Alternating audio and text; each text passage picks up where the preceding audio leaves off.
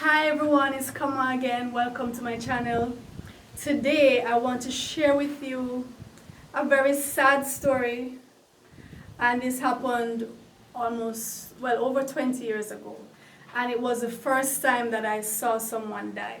Now, I know that nowadays it's not so uncommon to see people die, whether it's a freak accident or a murder, motor vehicle accident, because with social media as it is now, there's just this wanton sharing, filming of crime scene, motor vehicle accidents. I've seen actual murders being committed with videos circulating with the actual murder. You see the person being shot and die. And it's almost as if we're desensitized, or we are becoming desensitized to it, because it's so often and it's so gruesome. And it's something really should be done to regulate this, because many times not even the relatives find out about it before it's circulated, and so many persons see this gruesome murder. But this happened at a time when I had never before seen someone actually die right in front of me, and this was a freak accident. Now, before I tell you that story, I'm going to tell you about two other instances where I saw the person when they were very shortly after they died, right? Very shortly after they died. And the first one was it was traumatic for me because it involved a toddler. Now, I remember I was at the children's hospital, and I had taken one of my children there. And while we were waiting to be seen by the doctor, I just heard this loud screaming, and this woman running in with her toddler in her arms, and she was trying to explain to the nurses what had happened. So apparently he had choked on something, and he died en route to the hospital. So she actually had his lifeless body in her arms, and she ran in with the baby, and she was just so traumatized, she just collapsed with him. And that image it stayed in my mind for so many years, because I was there with my toddler, right? And just to imagine the trauma that this lady was going through, running with your infant in your arms who had just died in your arms, coming to the hospital, having choked on something. And she had to be taken, of course, into the trauma room. They did what they had to do to calm her down, because she just lost her composure. She lost it's as if she was no longer in this world, right? And just the shrieks, the horror, it is I can't even describe it, and that stayed with me for a while. And I can imagine that the nurses and doctors see this every day. They see people running in every day with persons who they just cannot save. And being a children's hospital, obviously it would be children this is happening with. So it just reminds me how these healthcare workers, how dedicated they really have to be to stay in the professions and to provide service, when they see this every day, witness this every day. And sometimes when you go and you're interacting with them, sometimes it seems as if they are callous, because you're trying to explain this is an emergency. How is it you're not rushing? It's like they are so wired with emergencies running in every minute, every day. They're not responding to it as you think they should. It's not that they don't care, but they're just so used to it. And they have been wired to see the difference between maybe a class A emergency, a class B emergency, a class C emergency. So what you think is life and death, to them might not be. Somebody else's case might be more urgent, right? So that was that case. I think that was the first time I saw a child dying there. And then a couple years after that, I remember I was downtown Kingston. I just come off the bus, and you know where the bus stop is downtown, many garrison areas are surrounding there. So many times you'd hear gunshots and people have to run. But I came off the bus and this man had just been shot. I mean, like maybe less than 5 minutes before. He had just been shot and killed, and his body was there in the road. And I remember what stood out, I don't know why this stood out, but his hair was in cornrow. And, you know, the body wasn't covered yet because it just happened. And I remember saying to myself, oh my God, somebody just did his hair. I don't know why that stood out to me, because the man was there with the gunshot and blood and everything, and shoes fly off. And I mean, people going about their business because this is downtown, they're used to it. And what stood out for me was this man with his cornrows, and I'm saying, someone just did his hair. I don't know.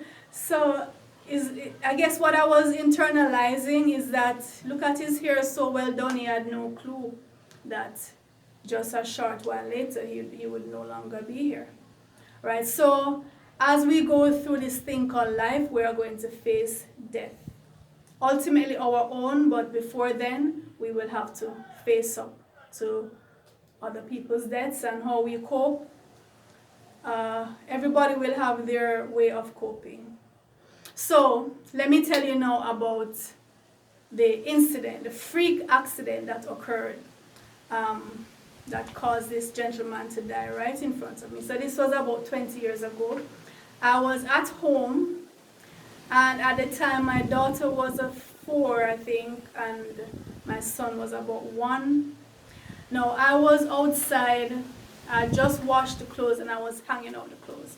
Right, so you know I live in the tropics, so we use the sunshine to dry our clothes. We don't have to use the dryer. So I was outside pinning up the clothes on the line, and you had some men, some persons, mostly men, a couple women were there. They were from a cable company that was nearby, and they were going around putting up the wires, the cables, to the houses, because it was a fairly new company.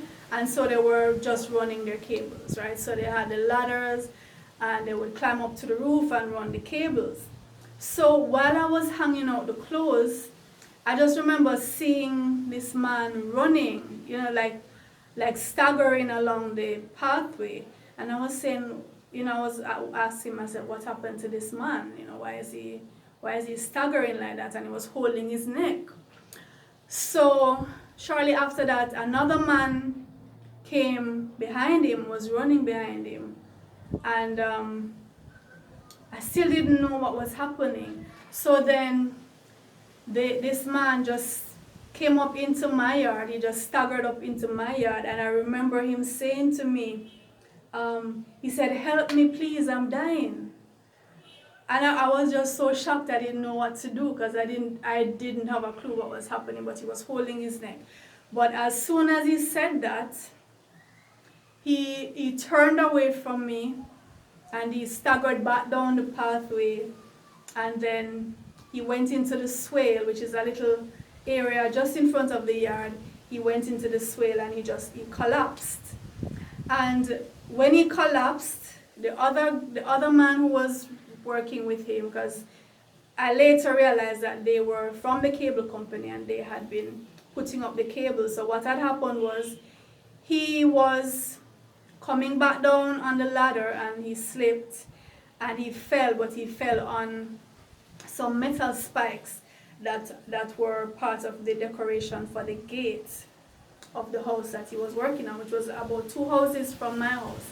So when he slipped, he fell on those spikes and the steel went up into his neck, right? So eventually what had happened was he drowned in his own blood because he burst the artery or vein, I don't remember which.